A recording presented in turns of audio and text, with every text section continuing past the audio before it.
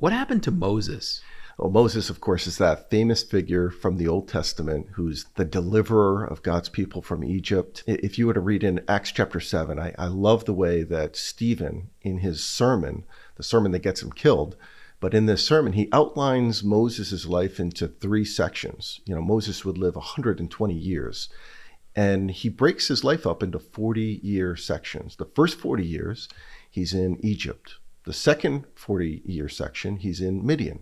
The third section, he's in the wilderness. It's leading the people after the Exodus into the wilderness. So it starts in Egypt. What happened there with Moses? Well, Moses was born into a Hebrew family, but all the Hebrews were enslaved.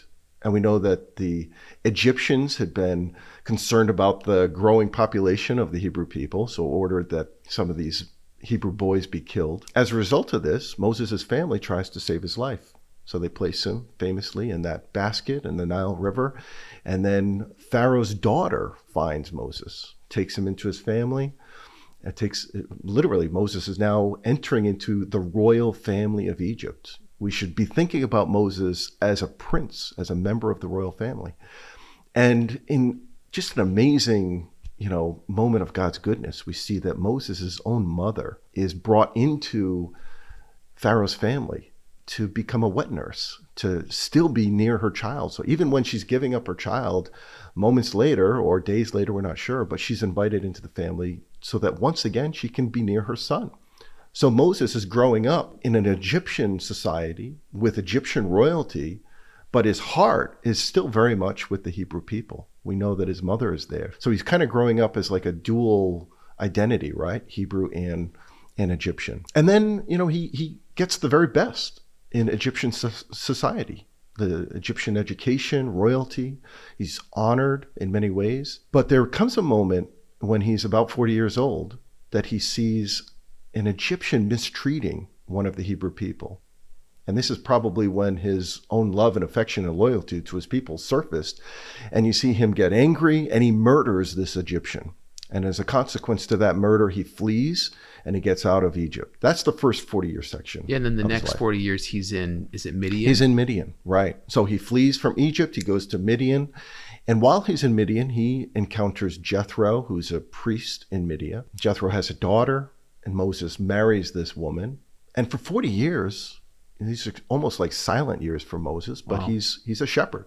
He's spending time with the sheep and with Jethro and his wife. There's that moment when he's chasing one of his sheep up Mount Sinai. When he gets up there, he has that burning bush moment. And it's at this moment that Moses is called by God. Take off your sandals, you're on holy ground. Moses is commissioned to go to Egypt and to free God's people.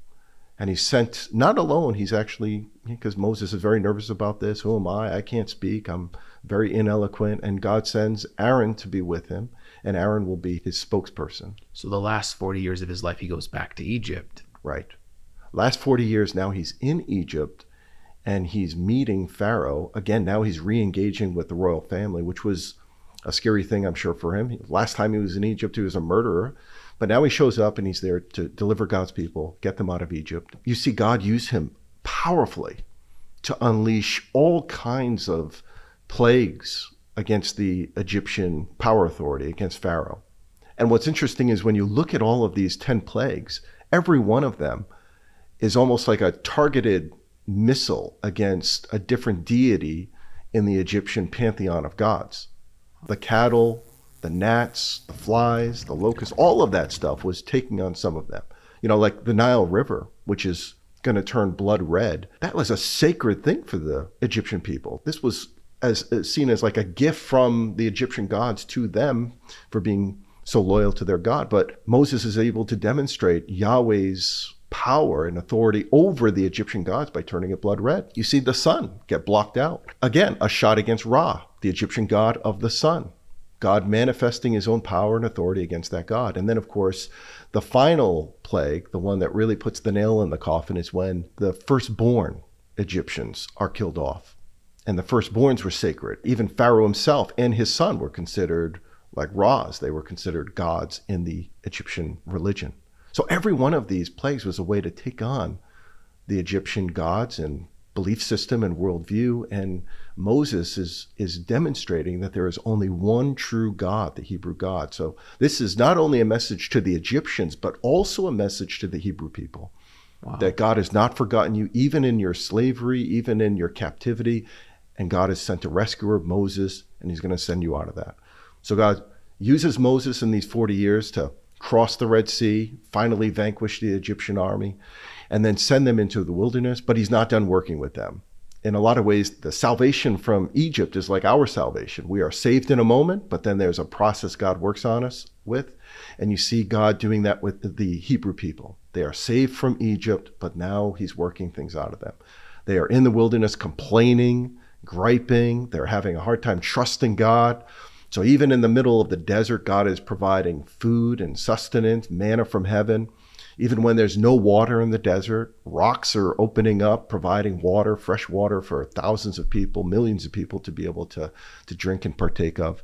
So he's teaching his people in the wilderness these lessons. And Moses is acting not just as a deliverer, but also as a priest, right? As a pastor, as a shepherd, in the ways that he was a shepherd for those 40 years in Midian. Now he's a shepherd again in the wilderness, but now with people.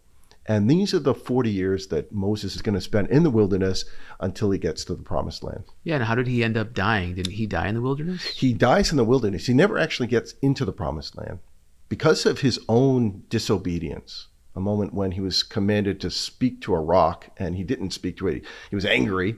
There were things that Moses had to get worked on as well, but he strikes a rock, and in that disobedience, God says, because you've done this, you will not be able to cross over. You will not be able to step foot into the promised land. You'll see it. And the Bible talks about how he would be on Mount Nebo and see the promised land from that place. That's the closest he'll get to it.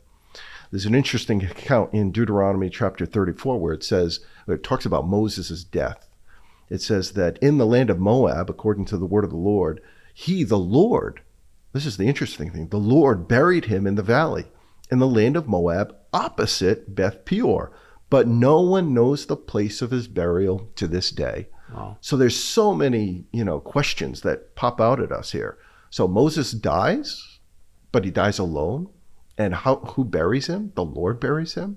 So there's a lot of questions even in that. In total, Moses would live 120 years and be a faithful, shepherd to his people, getting them right to the edge of the promised land. It's amazing. Is he ever mentioned outside of the Old Testament? Like, what do we see in the New Testament about Moses? Well, in the New Testament, we see a couple of references to him that are very, very interesting. There's one reference from Jude chapter 1, verse 9.